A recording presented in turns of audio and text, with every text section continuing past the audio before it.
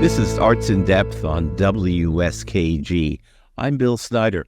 The Corning Civic Music Group is welcoming the Kingston Trio in a concert on Friday, June 7th at 7:30 p.m., as always, in the Auditorium of the Corning Museum of Glass in Corning.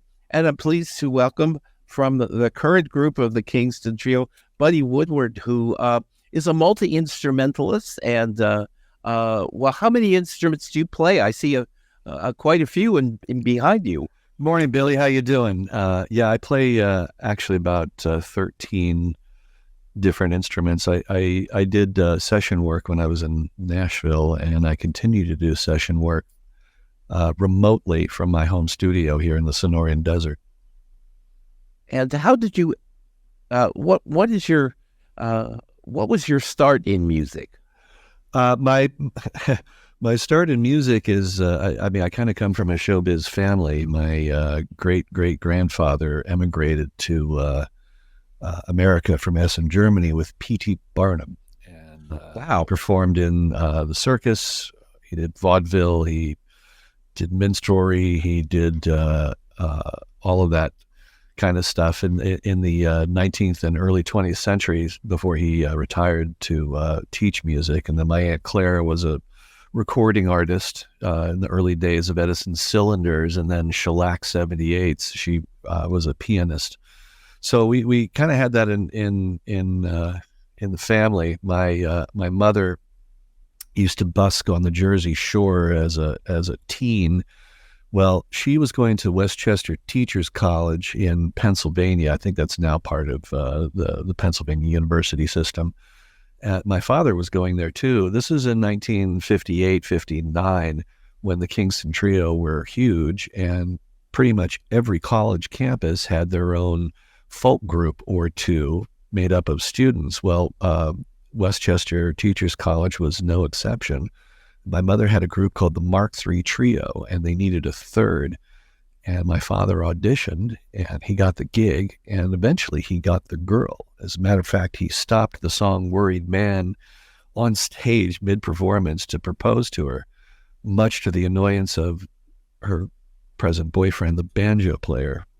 So music was just something that we did, that it was not uncommon for my mother to grab the ukulele or the guitar on a Friday night or something like that, and for the two of them to start singing Kingston Trio songs and Peter, Paul, and Mary songs and Weavers and Harry Belafonte and things like that. So, of course, I wanted to participate too.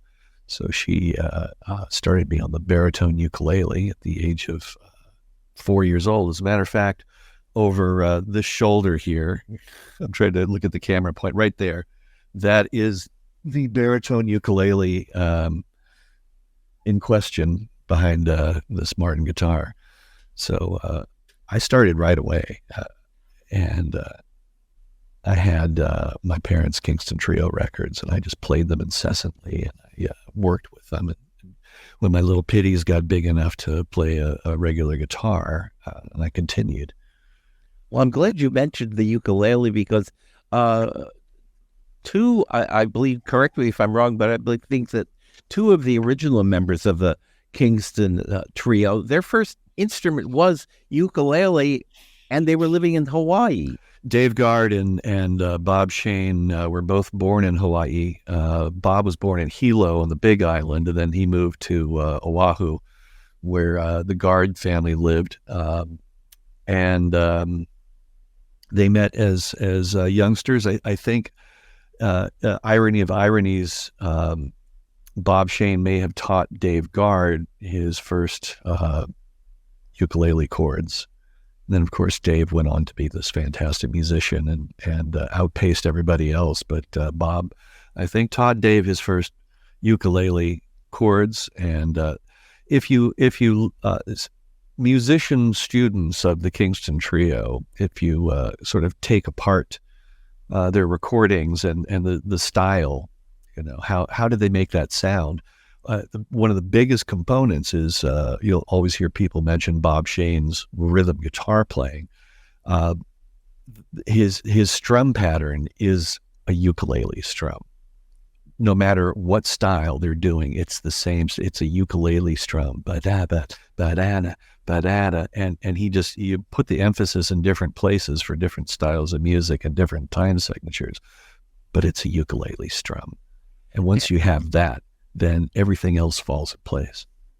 And though they sort of like opened the door to the folk boom, they really didn't consider themselves specifically folk musicians. They sure did not. Repertoire. No, not at all. And Bob told for years on stage, he told an apocryphal story about, they considered themselves all-around entertainers. And then after Tom Dooley hit, the record executives came to them with a big suitcase full of money and said, "Here, you're folk singers." And he says, "That's a sweet bippy we are." That's apocryphal, of course, but not too far from the truth. They started promoting them as folk singers. And the interesting thing is when Tom Dooley won a Grammy the first year, there was no folk music category. So the Kingston Trio were given a Grammy for Tom Dooley in the country and western category. Well, the next year they created a folk music category. So they gave the Kingston Trio another Grammy for Tom Dooley in the folk music category. And then they literally opened up the floodgates to a whole bunch of really great folk singers. A lot of really great folk singers. And not only that, it also, you can kind of consider it seed corn for the future, because all of these young musicians that decided, well, hey, I want to do that too, started moving to places like Los Angeles and Chicago and New York to start their own folk groups. Now we're talking about people like Stephen Stills, Richie Furay, Roger McGuinn, all the members of the Byrds, all the future members of Buffalo Springfield and Crosby, Stills and Nash, with the exception of the English contingent.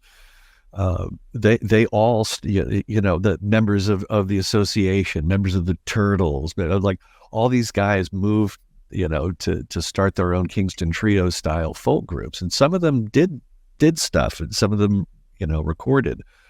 David Crosby was with a group called Les Baxter's Balladeers, which was Les Baxter was a Hollywood arranger and composer, and he put together his own balladeers and sent them out to tour, and Crosby was one of them. Roger McGuinn, at the time he was Jim McGuinn, he played banjo behind the Limelighters. He's on banjo and guitar on their one of their albums, and then he worked with the Chad Mitchell Trio.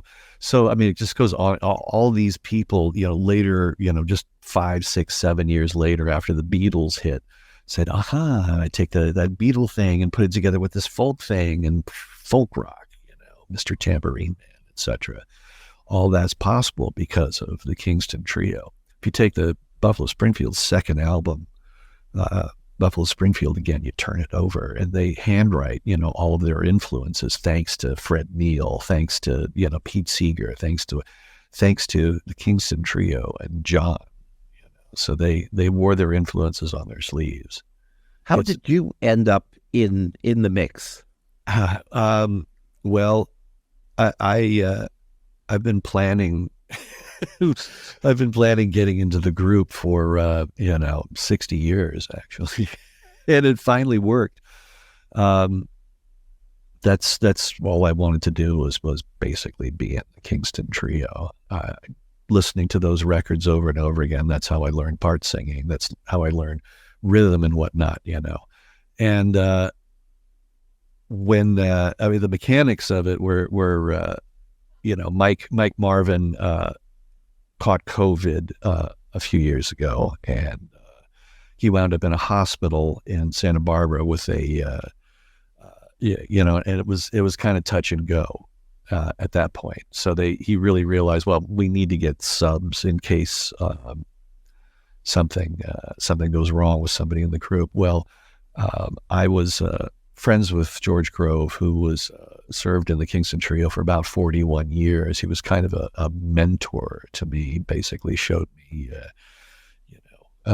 professionalism and how to deal with all manner of things on stage. He was a real friend and really somebody that kind of helped me find my footing in the industry.